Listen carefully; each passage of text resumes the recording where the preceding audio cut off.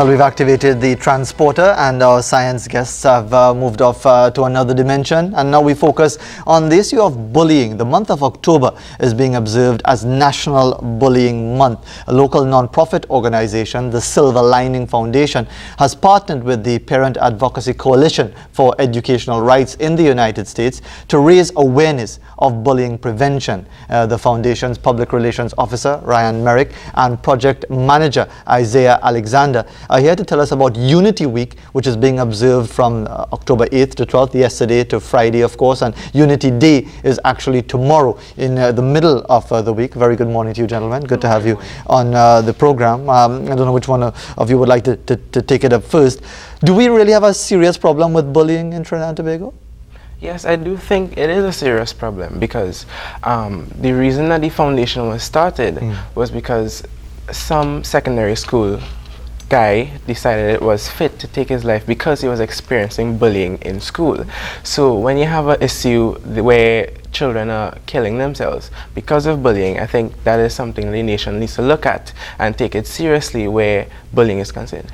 And Ryan Merrick, if I could bring you in here, what are we talking about? Are we talking about the old-fashioned bullying, somebody embarrassing you, humiliating you, physically threatening you in school, or are we talking about what is now the phenomenon of cyberbullying that appears to be something that's going on? Actually, because bullying is just basically somebody exerting their power over to belittle someone or to have dominance over the person. And that's exactly, it affects the issues of either they have the stereotypical in-school bullying that you see, and then they have the cyberbullying, which I'm sure in the younger age of Facebook, YouTube, anybody like that, it's like vocal abuse, just cyberbullying, typing rude slurs, being mean to somebody online, anything along lines of bad talking them in a public forum to belittle them is bullying. And yes. And because this organization has been formed specifically because of these issues, Isaiah Alexander, has there been any movement towards an improvement of the situation? Is it getting worse? And some will say, what's the point of National Bullying Month and Awareness Week or Special Unity Week and so on? Is it achieving anything at all? Well, since the foundation's forming, we have a lot of people who have reached out to us saying that because somebody is actually standing up for something and putting their face out there, that they feel like they're getting help and they're coming out of situations that they were in before that they thought were dire. So with us bringing the awareness, I think it is doing something because finally some people are seeing how harmful bullying can be, and with that we can take steps to alleviate the problem.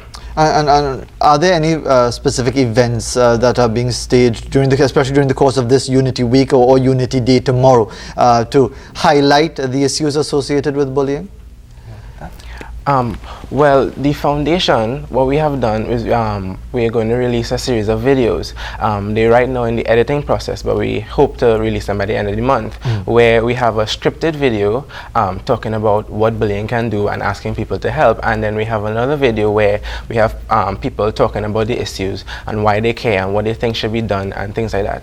And Ryan Merrick, the issue of bullying, doesn't it really have more to do than with parenting, with whether or not children are confident in who they are and get that reinforcement either from parents or teachers and so on, and therefore, so if some idiot in school decides to abuse you or threaten you in some form or fashion, that you can cope with it, or you can respond by reporting that individual, that there's a strength of character associated with it.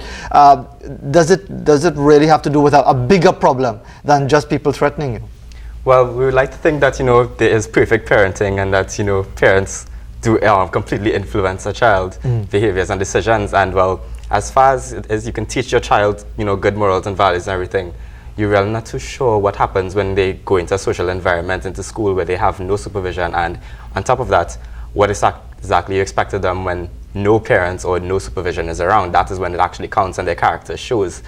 And I think the only thing we could really do is to, for students to be able to understand that there's something they can do about it, and they can talk to they can talk to their teachers, their parents, and get adults involved, people of authority who actually have the power over these younger people. Is that working, Isaiah Alexander? Is it working where this, because you always hear of different issues, teachers have their own concerns, they're staying off the job because they're not getting paid and things not sorted out. Schools have security issues, funding issues, infrastructure collapsing in many areas. In that sort of environment, are victims of bullying getting assistance, getting support from teachers, from principals, from seniors in the school environment? Well, I think that is one of the reasons why we want to bring light to National Bullying Month, because at the moment you don't see the support system in schools working too efficiently. And what we're trying to do is we're trying to get a toolkit which we got from PACER to implement in schools. PACER, the Parenting Advocacy Coalition for Educational Rights. Yeah, they have a toolkit where they outline what bullying is and what they can do and interactive ways to address bullying. And what we are trying to do is we're trying to work closely with schools to implement the toolkit so that something else is being done other than people sitting by and looking or expecting that the system in the schools is working. And is there a website, is there any additional contact information for someone who would like to get more information on the Silver Lining Foundation? How do people get into it? Silver Lining Foundation, you can, our main thing is like Facebook right now. You can Facebook us, Silver Lining Foundation. There's the Silver Lining Foundation at gmail.com. We are also on Twitter, SLFTT, or hashtag SLFTT. Yeah. And yeah, you'll find most of our information right there. And right now they have an extra page, which our project coming up, our anti-bullying campaign will be the ripple effect, which will basically talk about how, small steps lead to bigger down the line. And because we are talking about primarily young people, and almost all young people that I know are on the net. That's why it's easier to do things via Facebook, via Twitter, and so on. But isn't that part of the problem? Yes. And that all of these social networking sites and the ease of access to the internet has created an entirely new dimension to bullying? I guess that's why they term it cyberbullying, because now where you have young people more into the social networks online, it's easier to get information out there because you see people putting up their status of whatever they did for the day, and on Twitter they posting what. But you're asking for trouble. But this is my point, that and even media people like to pretend that they're so courageous and brave and so on, and they get hot up just because somebody says something negative about them on the net or via Twitter and so on, and they get all defensive and flustered and so on. But the point is that, what's the big deal? If it is, what is this fixation that people feel they have to let you know all their personal business on the net and then get upset when people use that against them? I think it's a narcissistic thing that we have within everyone, where we want people to know what's happening. But why? I don't care to know if you had scrambled eggs or bygone choker this morning. I don't care. Well, I guess some people find it important, but I guess that's why we try to use these media to get to people, because it's quick and it's easy because everyone is on. So therefore we'll use the resources that we have, being the internet, to try and implement the toolkits that we have, or try to get the information out there. But sure. Go ahead, Ryan. That's exactly it. It can be used in any form.